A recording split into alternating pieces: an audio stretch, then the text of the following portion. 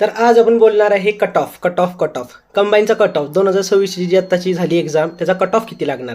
आता मार्केटमध्ये सगळीकडे चर्चा आहे, नेमकं टेलिग्राम बंद आहे, नाही तर आता ते सुरू असतं. पण आज आपण सांगू की कट ऑफ काय लागणार.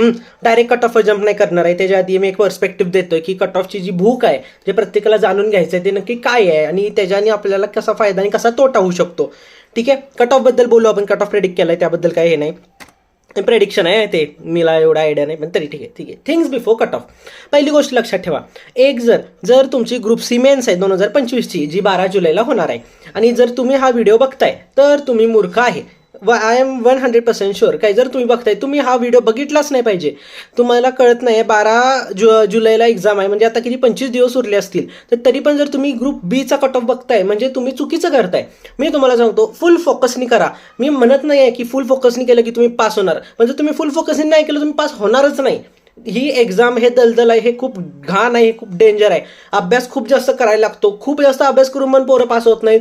टाइमपास करत केला तर होतच नाही. ठीक आहे, त्यामुळं जर तुमची ग्रुप सीची मेन्स आहे तर तुम्ही हा व्हिडिओ बघू नका, बंद करा, काही फरक पडत नाही, तर पुढे जाऊन स्किप करा.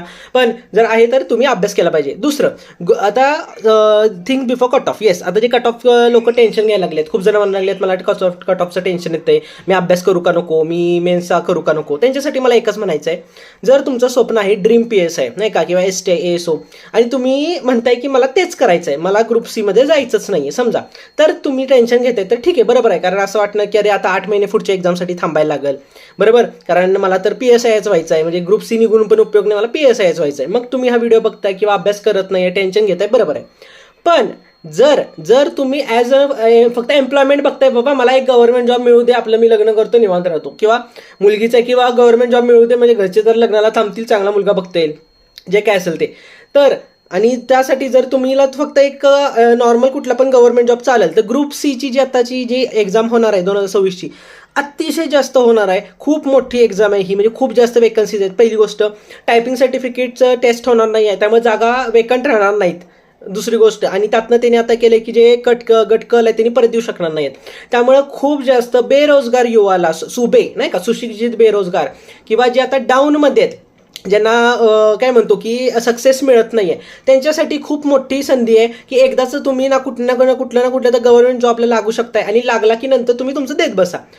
मला हे काय म्हणायचं आहे, जर तुमचं ग्रुप सीचं पण जर तुम्हाला अभ्यास करायचा आहे तर तुम्ही कट ऑफच्या भानगडीत पडू नका, फरक पडत नाही. कारण मी तुम्हाला आता सांगतो, ग्रुप सीचं आता या थोड्या दिवसात येईल, मराठी असणार आहे, इंग्लिश असणार आहे, आणि 100 क्वेश्चन आपले GSचे विथ इन्क्लुडिंग मॅथ्स असणार आहे. मला वाटते मॅथ्सचे 30 ते 35 प्रश्न असतील, जसं 2017-18ला क्लर्कची एक्झाम असायची, क्लर्क टायपिस्टची, तसं असण्याची शक्यता आहे. त्यामुळं जर तुम्ही ते बघताय तर तुम्ही उगाच कट ऑफच्या भानगडीत पडू नका. ग्रुप बीचा कट ऑफ कोणालाही प्रेडिक्ट होणार नाही, वर खाली झाला उगाच तुमचं त्यात वेळ वाया जाईल. त्याच्याऐवजी मी म्हणतोय मराठी इंग्लिश सुरू करा, मॅथ्स सुरू करा, जे मेनचे टॉपिक्स आहेत ते सुरू करा, पहिली गोष्ट. आणि दुसरी, सरळ सेवा. जर तुम्ही सरळ सेवा पण करणार आहे तर तुम्ही कट ऑफच्या नादी लागू नका. ठीक आहे, तशी यूज टाईम इम्पॉर्टंट काय आहे सांगतो. आता पुढची ॲड यायची 2027ची कंबाईनची ॲड यायच्या आधी आणि आत्ता जो हा वेळ आहे, हा वेळ खूप जास्त क्रुशियल आहे. जर तुम्ही कॉम्पिटेटिव्ह एक्झाममध्ये आत्ता आलाय तर मग तुम्हाला वाचायला खूप काय आहे. जरी तुम्ही जुनं झाला असाल तरी काय काय गोष्टी असतात आपण इग्नोर करतो. आपण काय म्हणतो, अरे ह्याला लय वेळ लागेल, हे नंतर करू, आणि ते आपण ते कधीच करत नाही. ॲनिमल किंगडम झालं, प्लांट किंगडम झालं, रिमोट सेन्सिंग झालं, तर ह्या सगळ्या गोष्टी आपण करत नाही, पण ह्या केल्या पाहिजेत ना. मग त्या कधी करायच्या, तर त्या आत्ता करायच्या. कट ऑफच्या भानगडीत न पडता प्रामाणिकपणे दररोज उठून अभ्यास करणंच हेच एकदम योग्य आहे, आणि तुम्ही हे केलं पाहिजे. आणि आत्ताच तुमच्याकडे वेळ आहे की तुम्ही नीट अभ्यास करू शकताय. New study only possible Wien advertisement not published. Advertisement publish झाली 27ची की आपण लगेच आखणार 90 दिवस उरले, हे आत्ता वेळ आहे तर नीट करा, पहिली गोष्ट. दुसरं, मराठी इंग्लिश.